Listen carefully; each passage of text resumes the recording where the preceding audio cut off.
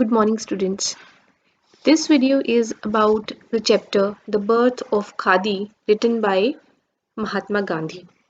Actually, this is an extract from his autobiography. Mahatma Gandhi ने अपना एक ऑटोबायोग्राफी लिखी थी, मीन्स आत्मकथा, माई एक्सपेरिमेंट्स विद ट्रूथ। ये जो चैप्टर है, ये जो पार्ट है द बर्थ ऑफ खादी, उसी आत्मकथा का एक हिस्सा है, एक्सट्रैक्ट है, उसी का एक अंश है जो कि आज हम इस वीडियो में पढ़ने वाले हैं।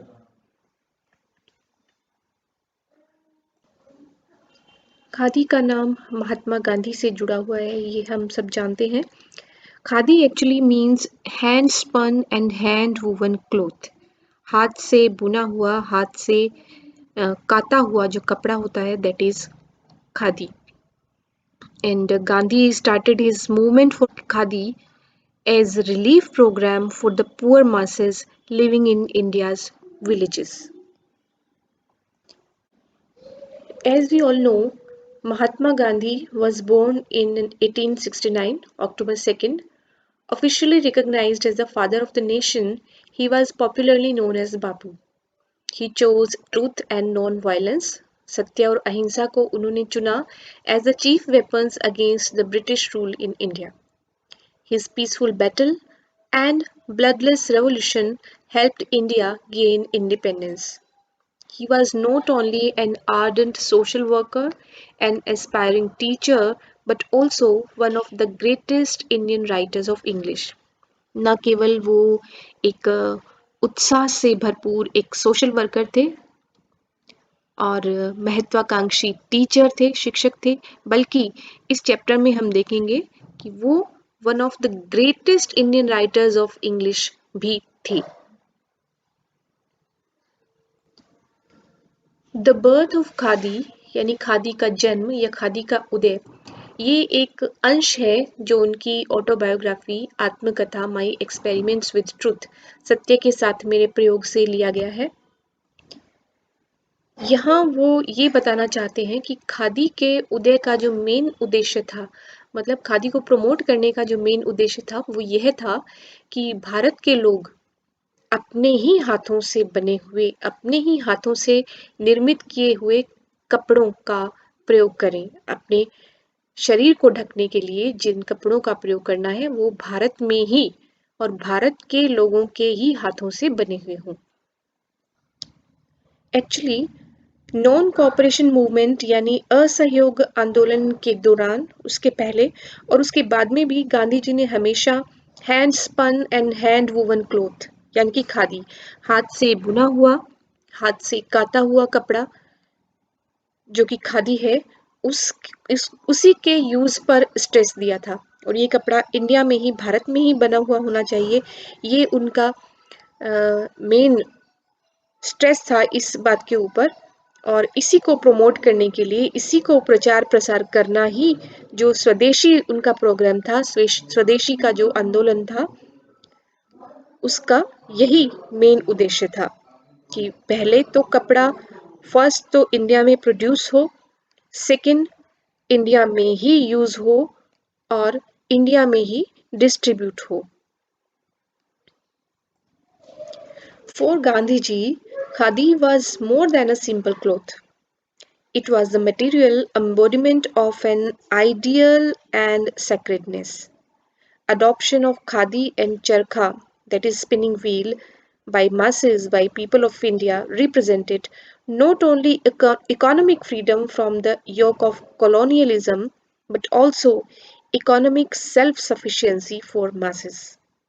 Swaraj, self-purification and moral purity, and Hindu-Muslim unity, social equality and the end of untouchability. इन सब का कनेक्शन डायरेक्टली था स्वदेशी से, यानी खादी से।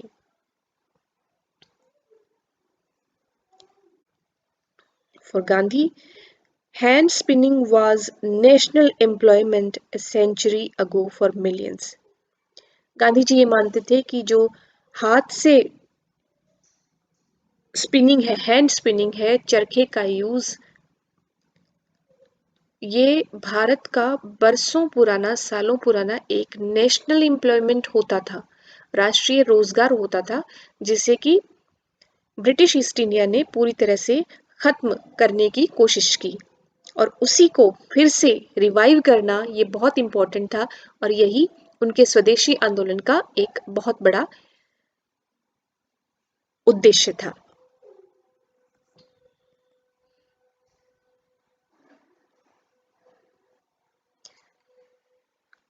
These are some of the pictures of handlooms.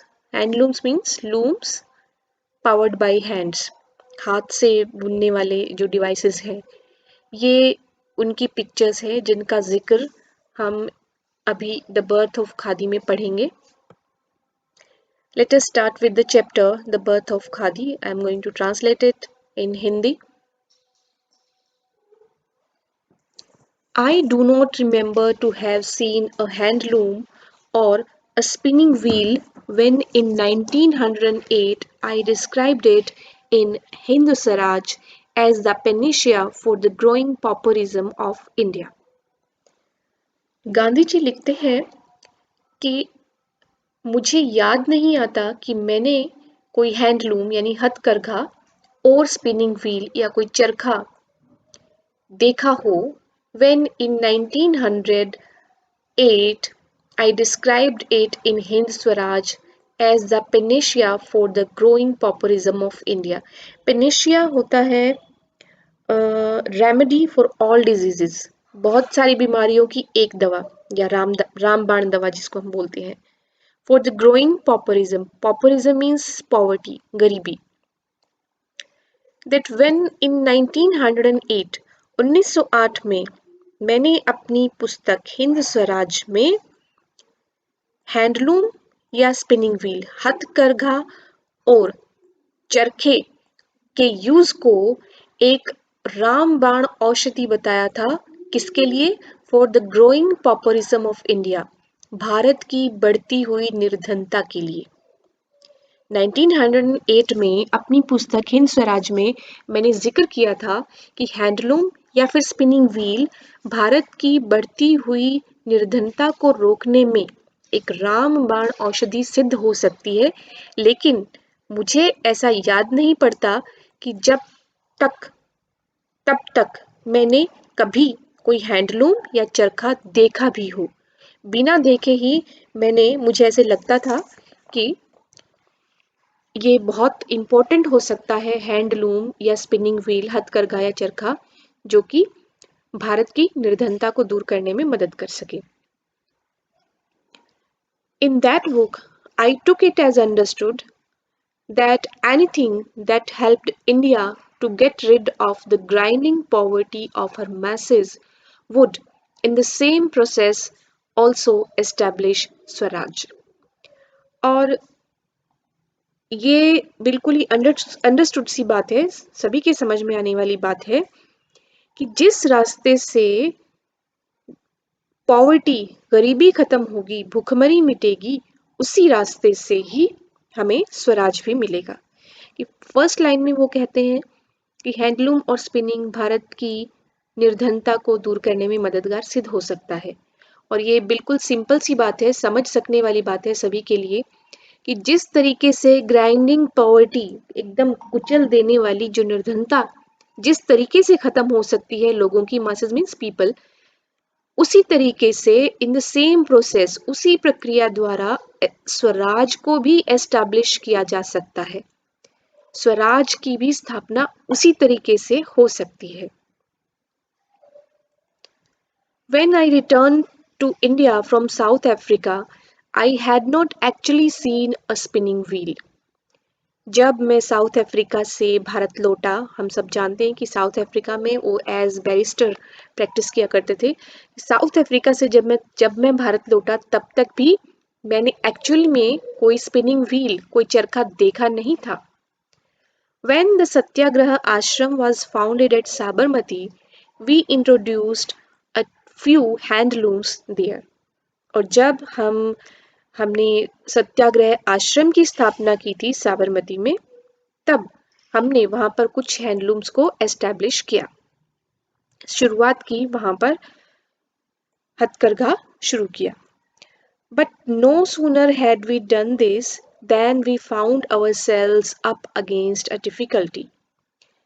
लेकिन आश्रम के खुलते ही जब हमने ये हथकरघा वहाँ पे शुरू किया था, आश्रम में लगाया था, एस्टैब्लिश किया था, उतने में ही हमें बड़ी मुश्किल का सामना करना पड़ा।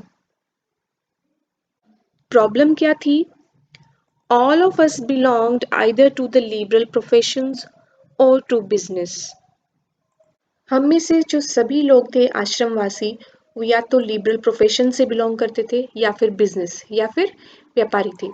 लिबरल प्रोफेशंस में जैसे अकाउंटेंट्स होते हैं, teachers, technicians, labourers, commercial bankers, engineers, lawyers वगैरह होते हैं। लेकिन हम में से कोई भी आर्टिजन नहीं था, कारीगर नहीं था, हाथ से काम करने का हुनर हम में से किसी के पास भी नहीं था।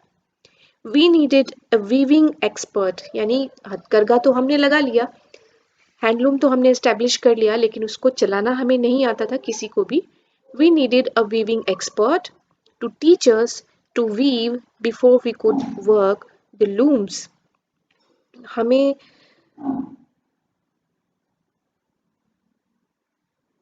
एक वीविंग एक्सपर्ट, यानी जो बुनाई में एक्सपर्ट हो, हुनरमंद हो, उसकी ज़रूरत पड़ी, ताकि वो हमें सिखा सके कि किस प्रकार से बुनाई की जाए, हम उन करघों पर किस प्रकार से काम करें।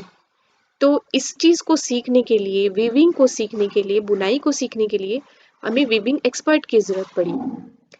One was at last procured from Palanpur. अंत में हमें पालनपुर से एक करघे पर काम करने वाला मिला, जो कि हमें सिखाने के लिए आया था। But he did not communicate to us the whole of his art. लेकिन उसने भी हमें पूरा हुनर नहीं बताया, अपनी कला ठीक से उसने पूरी तरह से नहीं सिखाई। But Maganlal Gandhi was not to be easily baffled. लेकिन जो मगनलाल गांधी थे, वो इतनी आसानी से उन्हें कोई मूर्ख नहीं बना सकता था, उन्हें कोई ठग नहीं सकता था। Possessed of a natural talent for mechanics, he was able to he was able fully to master the art before long. Maganlal Gandhi, उनके हाथ में कारीगरी का टैलेंट था।